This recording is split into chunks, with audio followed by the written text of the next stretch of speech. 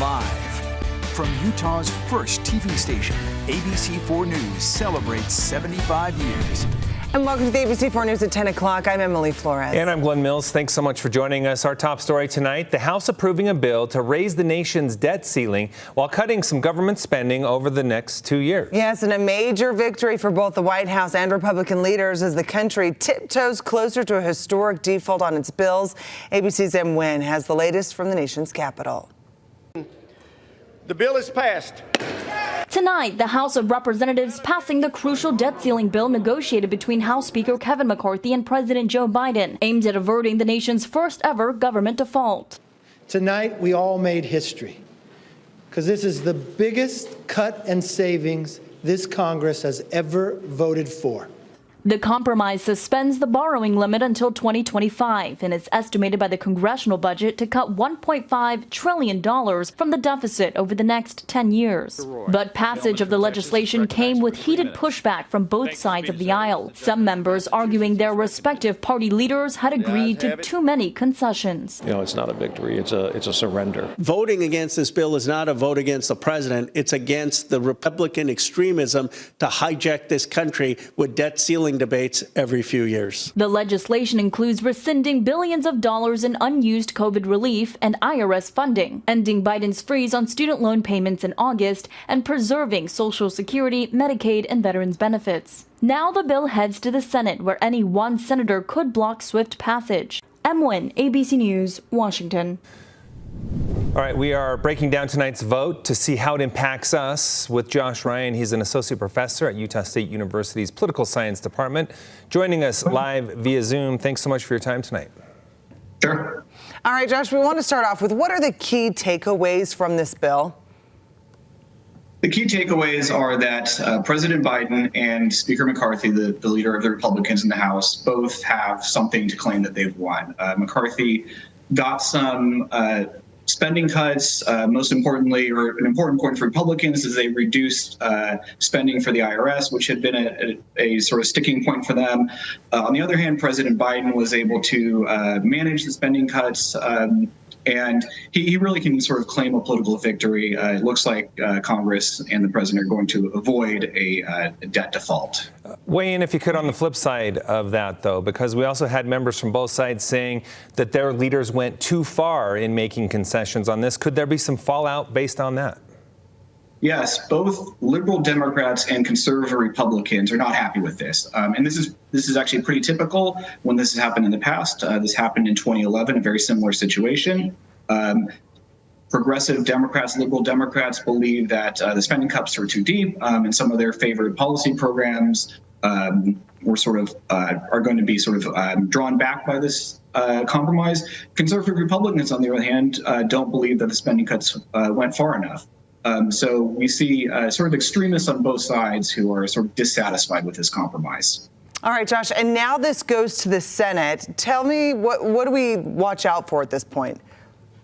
It's expected to pass the Senate, though we're going to see some of the same sort of procedural hurdles that we saw in the House. There's going to be debate about it. There's going to be attempts by some senators, potentially including our own Senator Mike Lee, who said he's going to try to introduce some amendments to try to derail the bill. But most senators are likely to support the bill in its current form, meaning it will pass the Senate eventually and go to the president for his signature.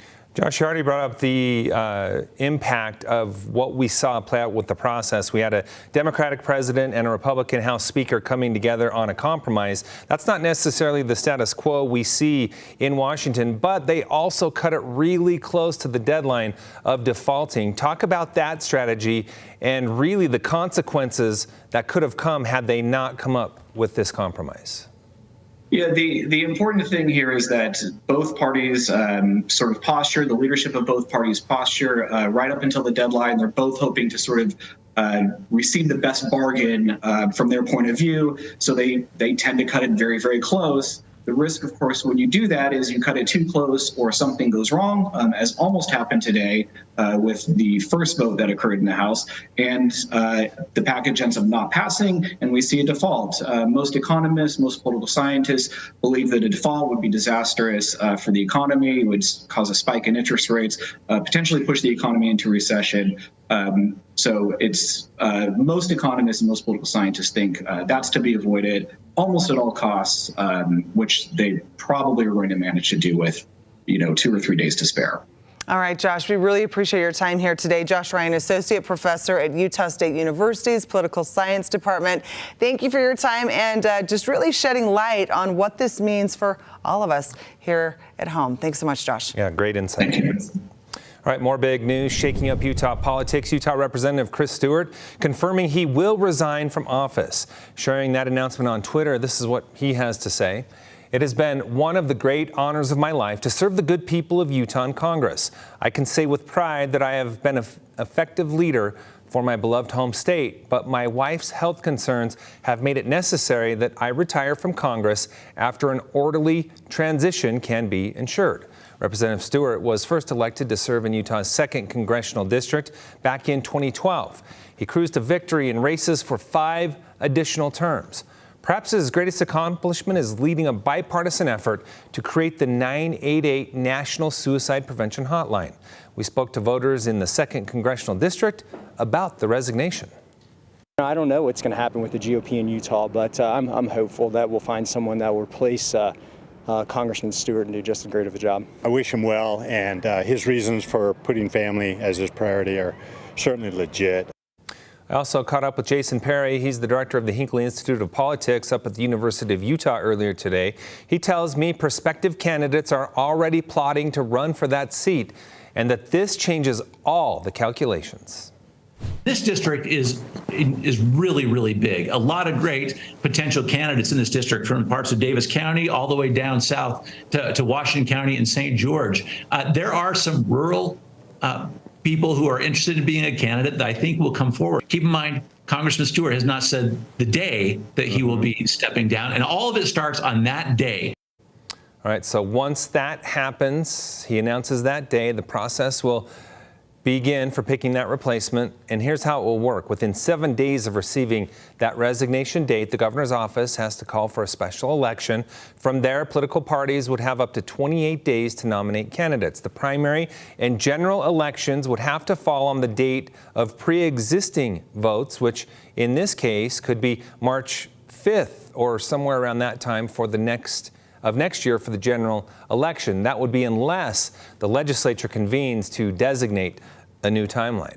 And this will be the first congressional special election in Utah since 2017. That was when Jason Chaffetz of Utah's 3rd congressional district resigned. And on to national politics, Florida Governor Ron DeSantis kicking his campaign into high gear with his first campaign event in Iowa. Until now, the 44-year-old Republican governor, whose slogan is "Never Back Down," had largely avoided any direct confrontation with Trump.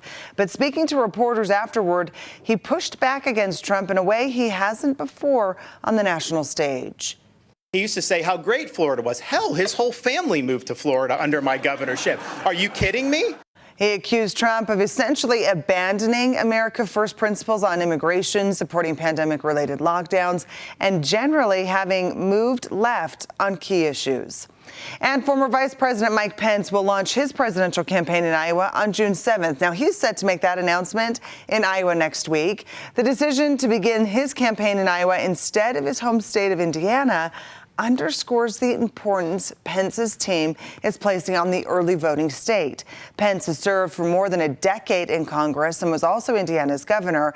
He was tapped as Trump's running mate in 2016 and was a loyal vice president until he broke with Trump over the 2020 election. For a first look at the weather forecast, Chief Meteorologist Alana Brophy standing by. And Alana, so much moisture during the winter and spring, and it shows out there. Oh, it's so green, Glenn. And we start with a gorgeous shot from Draper as we look towards the mountains. We definitely knew that the sun was out this morning and that we would see a tremendous amount of growth. That is just a stunning shot. We still have snow at the tops of our peaks. So that's a view of northern Utah. Down south, we had some thunderstorm activity strike up a wildfire at Zion National Park.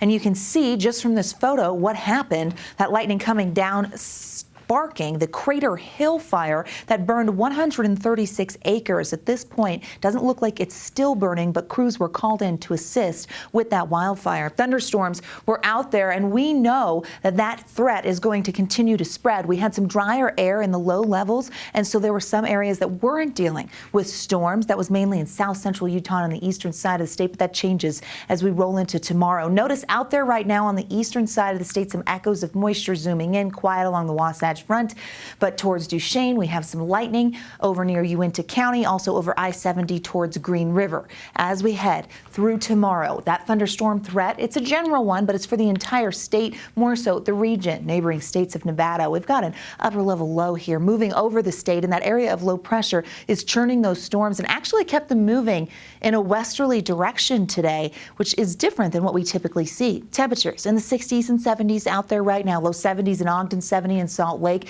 We were close to average today. We jumped above it, but we're going to stay slightly cooler than where we have been. I'll explain why and when to expect your next round of storms coming up in my full forecast. Glenn, Emily, over to you. All right, Alana, thank you. Well, the ballpark stadium that's known for housing the Salt Lake Bees will become vacant. Of course, they're moving to their new hive to daybreak. ABC4's Elena Castro joining us with more on what's going on with the ballpark. Elena? That's right, Emily. The ballpark held a tiered competition to get ideas on how to redesign the stadium. The competition resulted in 3 winners, all eager to see what comes of the stadium's future. The competition had 3 different categories: resident, post-secondary student, and professional. The winners were Oscar Arvizu in the resident category, Nicholas Tate Barney and Logan Hall for the student category, and Tessa Arneson in the professional category. The winners telling us what they hope for the future of the stadium. All the stuff that's currently been built is kind of depressing, a lot of boxes everywhere. So I really wanted to bring in something different and also more, and do it in a way that brings in nature. Utah State University students Barney and Hall say they remember coming to Bees games as kids and wanted to submit a design that provided safe green space and give people a place to come together as a community. We didn't really expect to win the competition. Super exciting for us, and grateful for the opportunity to be able to put our ideas down on paper and to be able to provide an opportunity to hopefully help preserve and revitalize this part of Salt Lake City. As for Arneson, she hopes what's taken from her design is the facility's use for being an all-women's sports field, titling her design, the She Plays Here Ballpark. I want this to be a home for women's sports and a lot of different kinds of sports. And secondly, I want this to be a home for a small business in Salt Lake City. The city will be looking at all 3 different designs to see what they can implement from the different mock-ups. Still lots of meetings to be had, but the community here is engaged in what's to come. Reporting live from Salt Lake City, Elena Castro, ABC4 News. Coming up, veterans landing after being on the Utah Honor Flight to Washington, D.C. More on their special welcome home.